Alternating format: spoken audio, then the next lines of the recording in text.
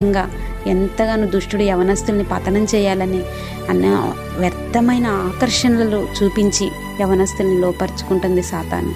కానీ సాతానికి చోటివ్వద్దు, పాపానికి చోటివ్వద్దు నీ జీవితంలో. యోసేపు పాపానికి దూరంగా వెళ్ళిపోయి ఎంత ఘనపరచబడ్డాడు. యోసేపు అందరి చేత తన సొంత అన్నదమ్ముల చేత తృణీకరించబడ్డాడు. సొంత అన్నదమ్ములు హేళన చేశారు. సొంత అన్నదమ్ములు ఆయన్ని చంపటానికి కూడా వెనకాడని పరిస్థితుల్లో నుంచి వచ్చాడు. కానీ యోసేపుని దేవుడు ఎంతగా దీవించాడు. పాపము ఆయన్ని వెంటాడింది, కానీ పాపానికి లొంగాడా? పాపం ఎంతగానో ఆయనకి ఆశ చూపించింది.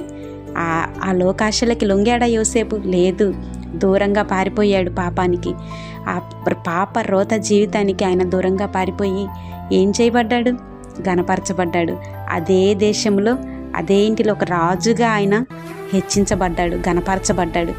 ఎవరైతే అన్నదమ్ములు ద్వేషించారో, తృణీకరించారో, హేళన చేశారో, అవమానపరిచారో ఆ అన్నదమ్ములందరూ కూడా యోసేపు ద్వారా పోషించబడ్డారు. ఎంత గొప్ప దేవుడండి మన దేవుడు. దేవుని ఎడల మన విశ్వాసము సరి అయినదిగా ఉన్నప్పుడు, ఆయన నా జీవితంలో గొప్ప కార్యం చేస్తాడనే నిరీక్షణ నీకు నిజంగా ఉన్నప్పుడు, గొప్ప చేయటానికి ఆయన ఏమాత్రము ఆయన వెనుకాడే దేవుడు కాదు. యోసేపుని దీవించి గణపరిచిన దేవుడు నన్ను దీవించడా? నిన్ను గణపరచడా? నీ జీవితాన్ని గొప్ప చేసి ఆయన నిన్ను అవమానపరిచిన వారి మధ్యలోనే నిన్ను నిలబెట్టడా?